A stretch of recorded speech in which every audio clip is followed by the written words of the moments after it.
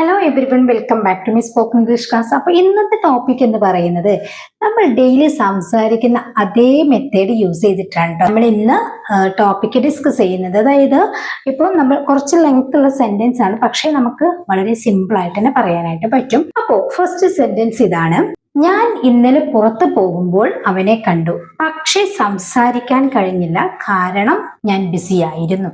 ഈ ഒരു സെന്റൻസ് നമുക്ക് എങ്ങനെ സിമ്പിളായി ഇംഗ്ലീഷിൽ പറയാം? ഞാൻ ഇന്നലെ പുറത്തു പോകുമ്പോൾ അവനെ കണ്ടു.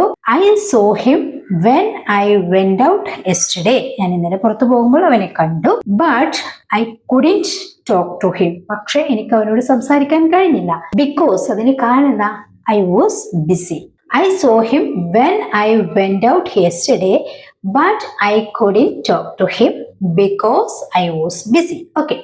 ഇനി നെക്സ്റ്റ് സെന്റൻസ് പറയുന്നത്: ഞാൻ പുറത്തു പോകാനിരിക്കുമ്പോഴാണ് മഴ പെയ്തത്, പക്ഷേ എനിക്ക് പുറത്തു പോകാതിരിക്കാൻ പറ്റില്ല, കാരണം എനിക്ക് ഒരുപാട് സാധനങ്ങൾ വാങ്ങാനുണ്ട്. ഇതെങ്ങനെ നമുക്ക് ഇംഗ്ലീഷിൽ പറയാം? ഞാൻ പുറത്തു പോകാനിരിക്കുമ്പോഴാണ് മഴ പെയ്തത്. കഴിഞ്ഞ കാര്യമാണല്ലോ. അപ്പം it started raining when I was about to go out. ഞാൻ പുറത്തു പോകാനിരിക്കുമ്പോഴാണ് മഴ പെയ്തത്, പക്ഷെ എനിക്ക് പുറത്തു പോകാതിരിക്കാൻ പറ്റില്ല. അതിനു വേണ്ടിയിട്ട് നമുക്ക് രണ്ട് രീതിയിൽ പറയാം. പക്ഷേ but I can't avoid going out. എനിക്ക് പുറത്തു പോകൽ അവോയ്ഡ് ചെയ്യാൻ പറ്റില്ല, അല്ലെ? കാൺട്ട് യൂസ് ചെയ്ത് പറയാം. ഈ ഒരു സിറ്റുവേഷനിലാണ് നമ്മൾ ഹാവ് ടു യൂസ് ചെയ്യുന്നത്, അല്ലെ? അപ്പൊ നമുക്ക് ഈ കാൺട്ട് അവോയ്ഡ് എന്ന് യൂസ് ചെയ്യുന്നതിനേക്കാളും ഏറ്റവും ബെറ്റർ ആയിട്ടുള്ളത് എന്താണ്? But I have to go out. പക്ഷെ എനിക്ക് നിർബന്ധമായിട്ടും പുറത്തു പോകണം, അല്ലേ? അവിടെയാണ് പുറത്തു പോകാതിരിക്കാൻ പറ്റില്ല. ഈ ഒരു സിറ്റുവേഷനിലാണ് നമ്മൾ ഹാവ് ടു യൂസ് ചെയ്യേണ്ടത്. So it started raining when I was about to go out, but I have to go.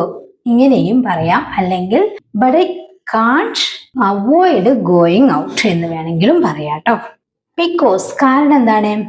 I have a lot of things to buy. എനിക്ക് ഒരുപാട് സാധനങ്ങൾ വാങ്ങേണ്ടതായിട്ടുണ്ട്. Okay.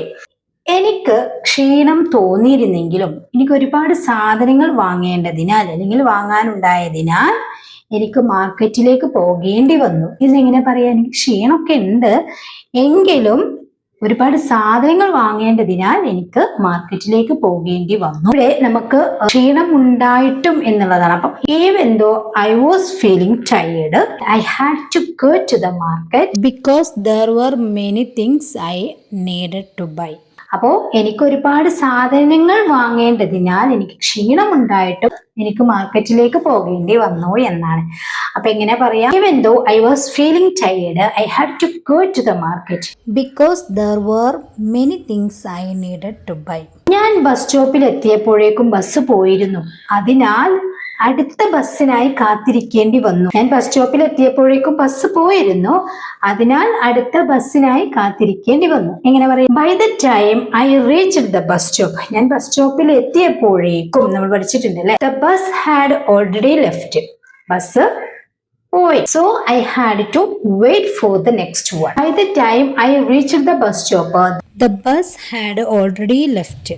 So I had to wait for the next one. നീ ജോലി നേരത്തെ തീർത്താൽ കടകൾ അടക്കുന്നതിന് മുമ്പ് നമുക്ക് ഒരുമിച്ച് പോയി വേണ്ടതെല്ലാം വാങ്ങാം. എങ്ങനെ പറയും? If you finish your work early.